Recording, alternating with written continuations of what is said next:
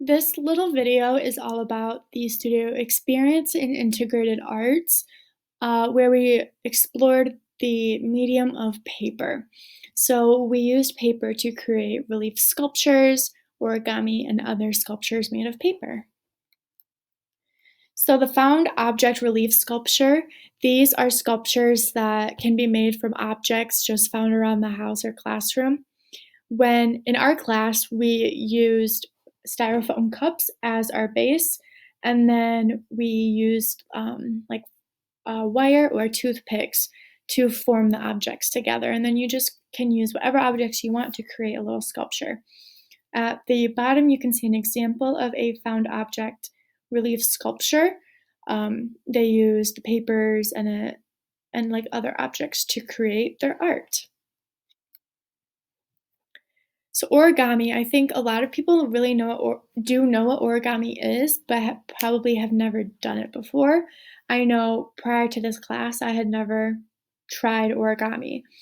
So what exactly is origami? So when creating origami, you use one single piece of paper and you don't create any cuts or rips in the paper when creating the sculpture. However, you may need scissors if you have your rectangular paper and the origami form calls for a square piece of paper. If you are following a tutorial, they will tell you to fold the paper a certain way to create the square, and then you'll just cut off the excess um, of the rectangular paper to make your square.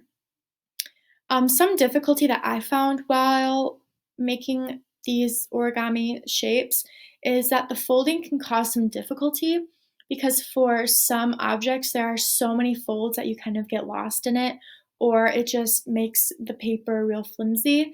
Or you're just folding and the folds do not line up at all, so it kind of makes it more difficult. It just takes a lot of practice. And then for paper sculptures, so this is just using paper to create different objects. You use different of these different paper sculpture techniques to create a sculpture.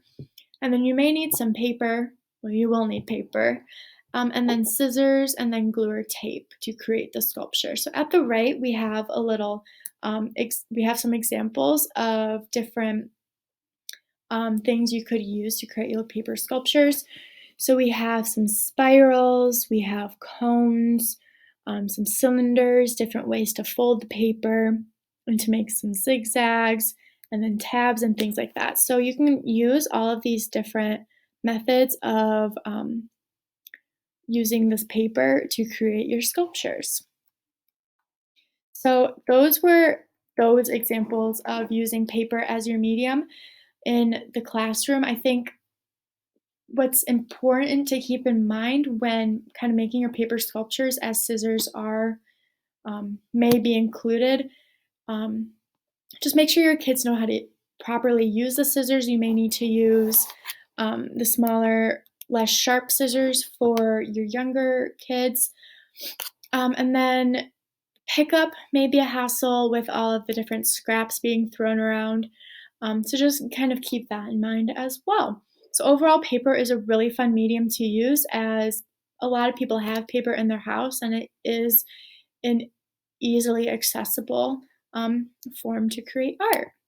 So that is paper sculptures.